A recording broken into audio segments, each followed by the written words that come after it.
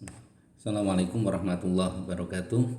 Salam sejahtera bagi kita semuanya, rekan-rekan sekalian. Tidak terasa kita sudah sampai pada pertemuan kelima ya. Jadi saya membayangkan minimal sudah ada 4 strategi kali ya yang kita pelajari, sekaligus kita banyak analisis ya. Terakhir kita menganalisa tentang bagaimana Presiden Putin dalam kasus dengan Ukraine dan Crimea. Nah, topik pada pertemuan yang kelima ini tidak kalah menantangnya. Ini juga nanti dalam eh, hubungannya dengan topik aliansi ya, formasi aliansi or alliance formations yang telah kita pelajari juga minggu yang lalu. Nah, hari ini kita menganalisis artikel ya. Artikel ini dari Washington Post. Saya sudah put the link here di warna yang biru menyala itu. Nah, judulnya sangat menarik, How America and China Could Stumble to War. Ya, bagaimana Amerika dan China itu bisa tersandung untuk perang gitu ya. Can Beijing and Washington, ya, dapatkah Beijing dan Washington escape the Thucydide trap? Nah, ini menarik ini. Karena Thucydide ini salah satu dewa yang selalu dipelajari ya, oleh rekan-rekan di jurusan hubungan internasional. Ada namanya Thucydide trap. Ya, nanti kita juga sedikit akan ulas. Nah, yang menarik dari artikel ini rekan-rekan sekalian, lagi-lagi tentu kita akan menganalisa lebih dalam juga tentang strategi yang baik Amerika maupun China ini untuk tidak berperang ya. Meskipun judulnya sangat sensi ya, mungkin tersandung pada perang, tapi sebenarnya itu tidak berperang. Mengapa? Nah, seperti itu ya. Oke, ini judul yang akan kita bahas. Nanti kita akan ulas di artikel secara keseluruhan. Kita akan melihatnya nanti di dalam di analytical kalau tidak salah ininya ya. Nanti kita akan selesai dari slide ini, kita akan ke sana. Jadi saya ambil pokok-pokok yang penting dalam artikel yang panjang itu, ditulis oleh seorang profesor yang sangat terkenal. Siapa ya, sebentar saya menjadi lupa ini. Abraham, kalau Anda lihat di sini, nah ini Graham Allison ya. Jadi ini artikel yang ada di dalam nationalinterest.org. Sebenarnya ini aslinya ada di Washington Post ya, cuman karena ini sudah menjadi materi analisis dan ini sudah cukup lama ya, tahun 2017, meskipun tidak lama-lama juga dalam konteks isu kekinian ya, karena masalah China dan Amerika masih tetap menjadi perdebatan yang sangat panas. Oke, jadi kembali ke slide yang pertama ini ya. Jadi di tahun-tahun yang akan datang, in the years ahead itu, antara China dengan Amerika dalam konteks Laut Cina Selatan itu selalu menjadi diskusi yang panas ya, menjadi sebuah isu internasional yang tidak akan habis selalu dibicarakan.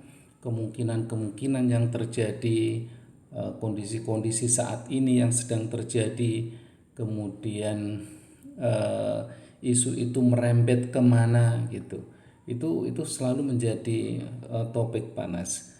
Meskipun secara geografis kita Indonesia itu tidak terlibat ya secara langsung di dalam persoalan South China Sea itu atau Laut Cina Selatan itu, sering disebutnya kita LTS gitu ya, Laut Tiongkok Selatan, karena kita menggunakan bahasa Tiongkok itu sebagai penyebutan dari negara China.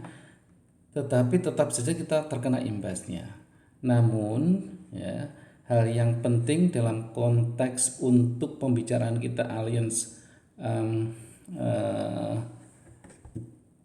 alliance formation ini tentu adalah negara-negara yang memang mempunyai aliansi gitu ya dengan Amerika itu. Ya, tentu di sini sebut ada Cina, kemudian ada Korea Selatan, ya meskipun tidak secara langsung juga Korea Selatan itu berada di dalam konflik LTS ini, tetapi sebagai sebuah aliansi gitu ya, kekuatan ya bagi Amerika, Korea Selatan tetap menjadi sebuah kekuatan yang perlu dipertimbangkan. Nah, dalam paragraf ini rekan-rekan sekalian, nanti kalau ingin menerjemahkan secara langsungnya juga bagus, tetapi secara garis besar saya sampaikan bahwa ketika misalkan perang itu terjadi, itu dua-duanya akan rugi. Ya, itu menurut sebuah studi yang dilakukan oleh RAND, ini RAND Corporation, sebuah think tank yang sangat bonafit di Amerika sana. Anda bisa melihat di situ baik Amerika maupun Cina rata-rata mereka semua mengalami penurunan ya, GDP. Ya, Amerika 10% tapi China jauh lebih menurun sampai 35% ya. Nah, kemungkinan hal yang seperti ini ya, karena kan baru hasil penelitian kan ya, itulah yang kemudian menjadi sebuah pertimbangan ya, bahwa perang itu selalu tidak menimbulkan sesuatu yang baik ya.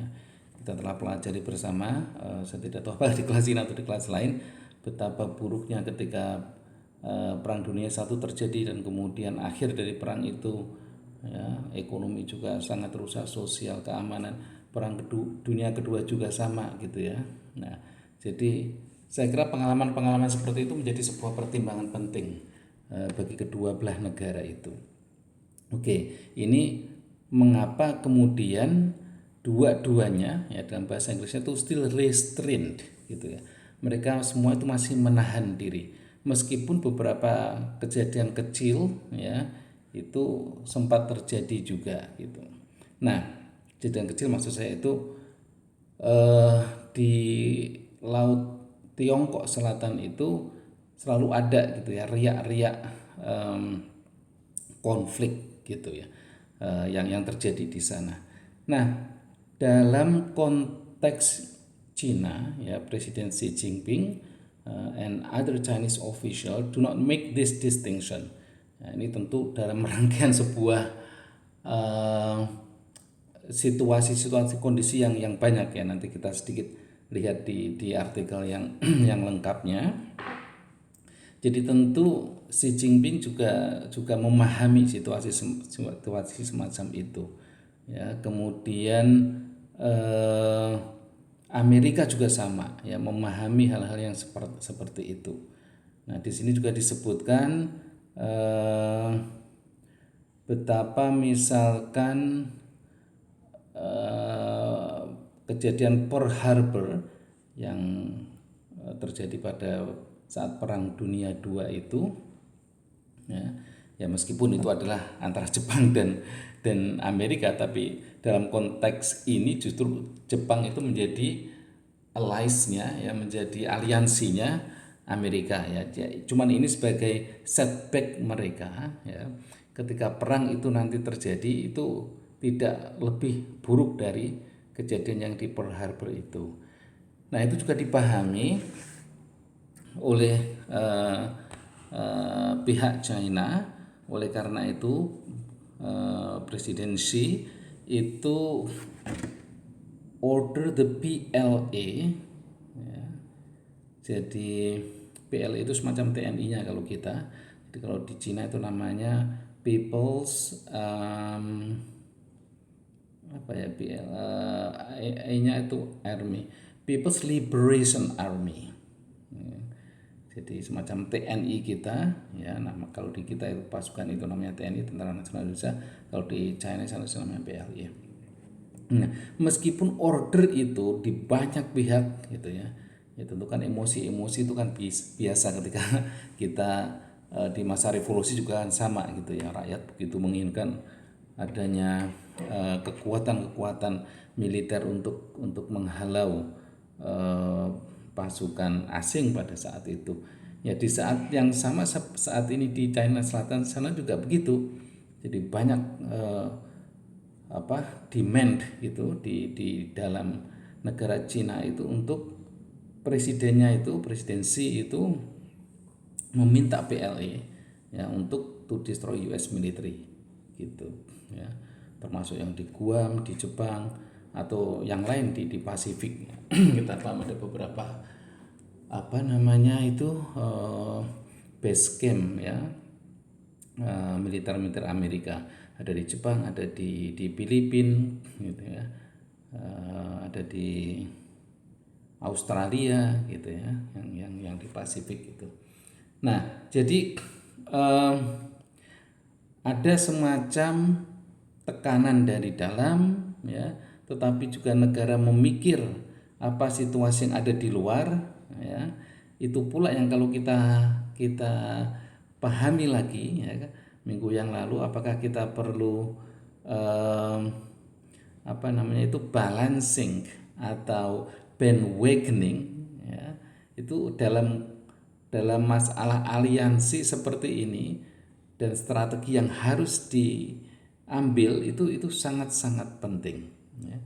Jadi bagaimana situasi di LTS ya, di Laut Tiongkok Selatan itu antara kondisi yang ada ya dengan Amerika yang mempunyai kekuatan besar itu, tetapi oleh Cina itu diklaim sebagai wilayah mereka dan tentu dengan segala upaya akan mereka pertahankan, dan yang semacam itu tetap mendapat dukungan dari Cina dalam konteks di sisi Cina ya, sementara kepentingan Amerika ya mungkin untuk menjaga keamanan regional karena secara teritori Amerika tidak ada di dalam masalah Cina Selatan itu ya. Oke, jadi sudah kita pahami ada situasi yang di sisi Amerikanya seperti yang tadi kita diskusikan di awal, kemudian yang saat ini adalah tentang situasi Cinanya, dan kemudian negara-negara yang menjadi aliansinya ya. Tadi di awal juga sudah saya sebutkan ada Korea Selatan ya, tentu ini aliansi yang bersama dengan Amerika ya. Ada juga Jepang gitu, dan saya tidak tahu persis bagaimana aliansi Cina itu terbentuk, tetapi yang jelas ada Taiwan di sana yang sebenarnya itu adalah tetap dianggap sebagai provinsi oleh oleh Cina meskipun mereka mempunyai presiden sendiri, mempunyai parlemen sendiri gitu ya. Jadi bagaimana kekuatan Cina dan bagaimana dia memainkan isu Taiwan itu, nah itu mempunyai sesuatu yang lain gitu ya dalam balancing atau bandwagoning ya terhadap aliansi Amerika, Jepang dan Korea Selatan itu. Nah, ini juga menarik. Ada beberapa kasus misalkan apakah Jepang atau Amerika itu perlu betul-betul mengajak Jepang misalkan gitu ya untuk membalance ya, situasi di Laut Cina Selatan itu, meskipun ini karena persoalannya Amerika tidak terlibat secara langsung di dalam masalah geografis itu ya, tetapi karena kepentingan Jepang, bisa jadi karena mereka adalah sebuah aliansi ya, Amerika akhirnya terlibat seperti itu. Nah, itulah yang kemudian secara umum ditulis oleh Graham Allison ini. Nah, ini slide saya yang terakhir, nanti Anda semua bisa klik ya di 4 artikel ini Ya, yang terakhir itu nanti kita sedikit linkkan dengan masalah Thucydides trap itu, ya, dalam konteks persoalan Cina dengan Amerika ini. Nah, oke, jadi kita bisa lihat secara keseluruhan di dalam artikel ini, ya. Jadi apa yang tadi saya sampaikan di dalam PowerPoint itu adalah sebenarnya ringkasan dari artikel yang sangat panjang ini, ya, yang ditulis oleh Graham Allison, ya. Ini ada sampai beberapa bab. Ini terlalu banyak iklannya biasa karena ini tidak bisa dihapus, ya. Ada Pak Jokowi juga di situ, tapi ini dalam berita yang lain itu. Jadi Anda bisa membacanya bila memang Anda punya banyak waktu, karena ini panjang sekali, ya. Jadi ada ini bagian pertamanya, ada nanti bagian kedua, ya, ada bagian sampai bagian keempatnya ini. Ya. Jadi artikel yang ditulis oleh Graham Allison ini itu intinya di akhir, ya, di akhir dari bagian artikel ini, terlalu banyak iklannya ini, dia sangat yakin bahwa sebenarnya kemungkinan untuk perang itu sangat dekat, ya, antara Amerika dengan Cina dalam masalah Laut Tiongkok Selatan ini, gitu. Tetapi ya, menurut Allison ini, tetapi perang itu nampaknya tidak mungkin terjadi seperti itu, ya. Jadi dalam bahasa Inggrisnya itu menarik. Sebentar, saya carikan yang paling akhir, ya. Nih. War between the United States, perang antara Amerika Serikat and China is not inevitable, ya. Is not, ya, tapi inevitable, ya, tidak mungkin, tidak tak terhindarkan. Nah, begitulah bahasa Indonesianya harus double itu, ya. But, tetapi it is certainly possible. Tetapi ini sangat mungkin terjadi, gitu. Indeed, sungguh, as this scenarios illustrated, ya, sebagaimana skenario yang diilustrasikan ini dalam artikel paragraf-paragraf sebelumnya tadi itu, the underlying stress created by China's disrupted rise create condition in which accidental, otherwise inconsequential event could trigger a large scale conflict. Jadi justru yang menjadi penekanan garis bawah, ya, underlying stress itu yang diciptakan oleh disruptifnya Cina, gitu. Jadi kalau Cina itu mempunyai disrupsi yang menaik, gitu, yang itu bangkit seperti itu, ya, itu dia akan bisa men-trigger, gitu, konflik yang lebih luas, gitu. Nah, itu kan kita bisa lihat, ya, beberapa kejadian, misalkan Cina dengan gaya katanya ini perahu-perahunya nelayan, gitu. Padahal bisa jadi itu tidak nelayan, ya, tapi memang tentaranya mereka, gitu. Nah, yang semacam itu bisa men-trigger seperti itu, ya. Jadi inilah yang nanti kita akan lihat bagaimana kemudian secara teoritis di dalam hubungan internasional situasi yang seperti ini antara Cina dan Amerika ini dalam kasus Laut Tiongkok Selatan itu bisa dihindari dengan Thucydides ini tadi, gitu, ya. Nah, ini sangat menarik sekali. Jadi saya akhiri untuk masalah artikel ini di paragraf yang terakhir ini, ya. Jadi jawabannya what is certain, gitu, ya. Tadi kan nggak begitu pasti, gitu, ya. Sangat mungkin untuk bisa perang, tetapi mereka tidak akan perang, gitu. Nah, yang pasti apa? What is certain is, yang pasti itu adalah the fate of the world, ya, nasib dari dunia itu rests upon the answer, ya. Jadi tergantung jawabannya siapa, ya, jawabannya dua negara itu, gitu, ya. Nah, itu disebut-sebut misalkan apakah dulu seperti perang dingin yang berakhir dengan Soviet ketika runtuh, ya, Jadi tanpa perlu ada yang berdarah-darah gitu ya. Kalau Perang Dunia II kan berakhir dengan berdarah-darah ya. Hiroshima, Nagasaki, Pearl Harbor diantaranya. Ya, jadi apakah akan seperti itu? Ya, kita semua tidak tahu, kita semua akan menunggu. Nah, itulah yang kemudian di dalam pandangan hubungan internasionalnya, ini nanti Anda juga bisa pelajari, bagus sekali ini. Jadi inilah untuk sebagai apa ya istilahnya itu, menjawabnya tadi itu ya, menjawab mungkin tidak, ya tidaknya itu bisa dilihat di sini di dalam analisis terhadap bisakah ya dunia ini ya, atau dua aktor negara tadi itu menghindar dari jebakan Thucydides itu. Jebakan Thucydides itu apa? Jadi nanti baru kita bahas yang Thucydides-nya apa ya. Jadi di sini nih ya, Anda saya nggak tahu ini paragraf berapa, but start dari sini. War, however, meskipun demikian, perang adalah is not inevitable ya. Sekali lagi diulangi lagi ya. Jadi tidak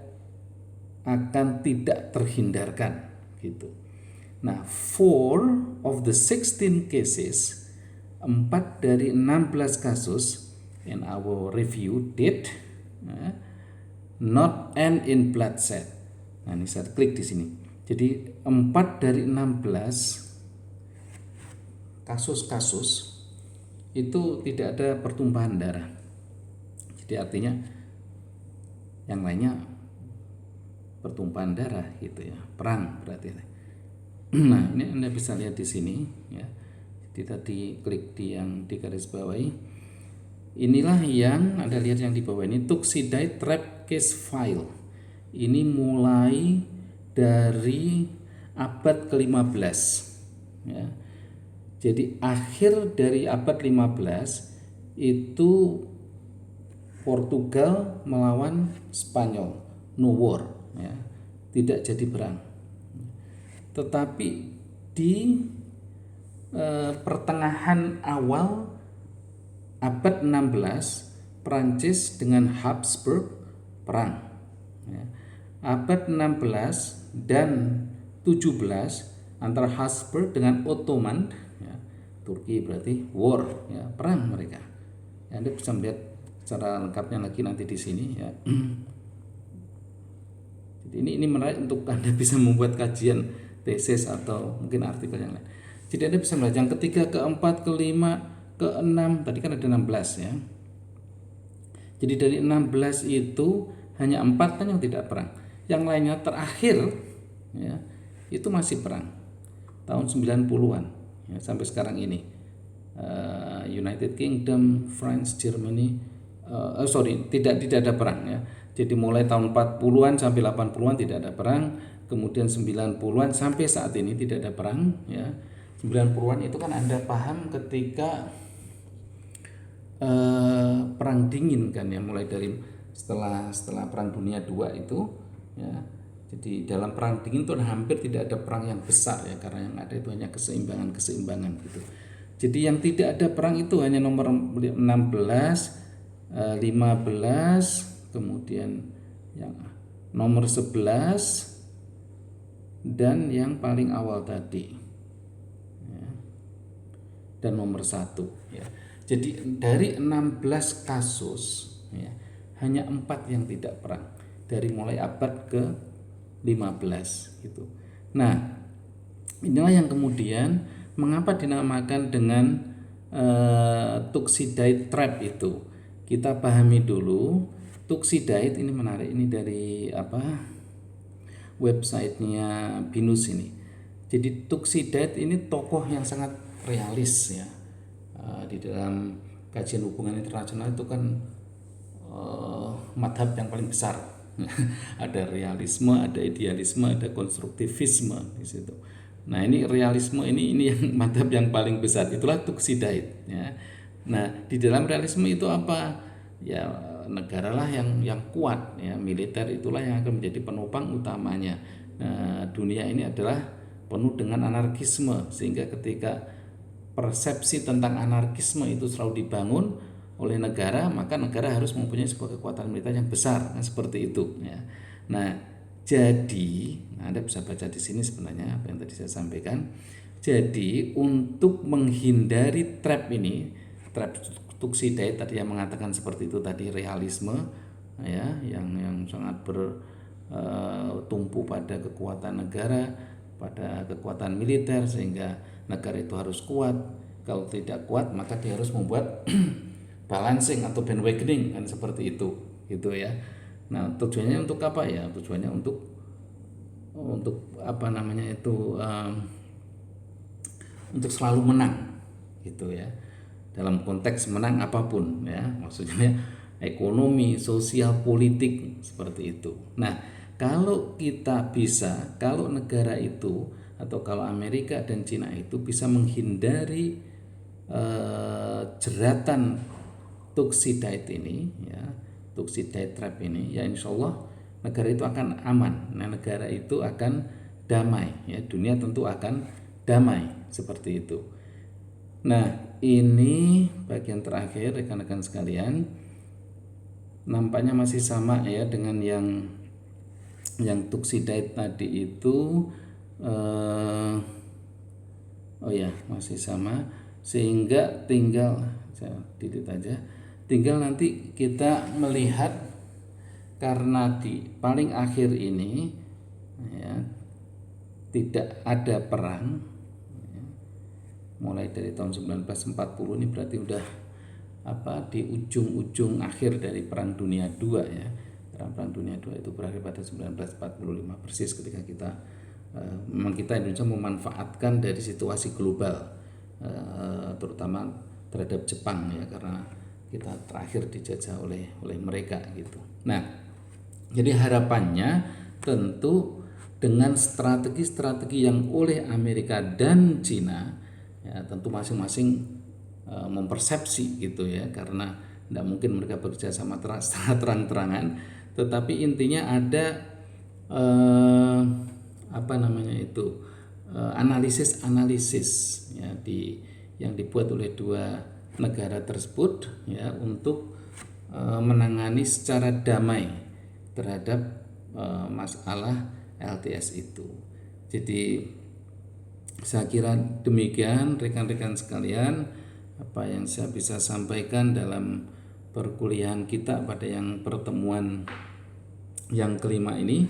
Saya tidak tahu udah seberapa lama ya. Oke, saya kira nggak terlalu panjang juga, cukup setengah jam. Jadi saya ambil sedikit kesimpulan dalam artikel analisis ini. Kasus studinya adalah Amerika dan Cina tentang Laut Tiongkok Selatan atau LTS. Kemudian strategi-strategi apa yang dua negara itu kerjakan atau lakukan ya, tentu dalam upaya tujuan national interest-nya mereka ya. Jadi upaya-upaya bagaimana stabilitas di dalam negaranya ya, itu bisa terjamin dengan baik, karena kepentingan nasional mereka itu juga terjaga dengan baik. Nah, tentu tidak mudah ketika kasus seperti LTS itu dia menyangkut dengan banyak negara ya, ada aliansinya. Nah, di sini tadi sudah saya jelaskan. Tentu salah satu pertimbangannya itu adalah masalah ekonomi yang menjadi temuan dari RAND.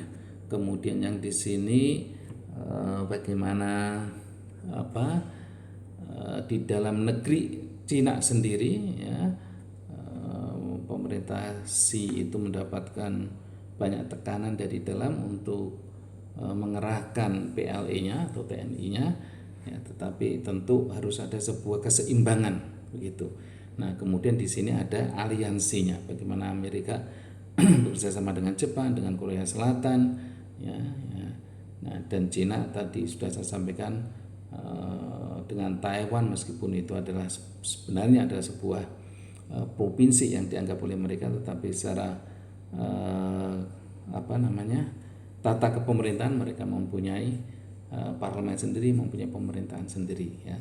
Jadi tentu itu juga sebuah strategi yang perlu China mainkan karena Amerika juga mempunyai kepentingan di sana. Nah, yang terakhir ini beberapa link yang nanti Anda bisa ketika ada banyak waktu ya diklik, dicoba dibaca. Nah, itu insya Allah nanti bisa memberikan gambaran ya tentang analisis artikelnya Graham Allison itu. Saya kira demikian rekan-rekan sekalian. Insya Allah kita akan lanjutkan lagi, kita berganti topik pada pertemuan yang ke-6 minggu depan. Terima kasih atas perhatiannya. Assalamualaikum warahmatullahi wabarakatuh.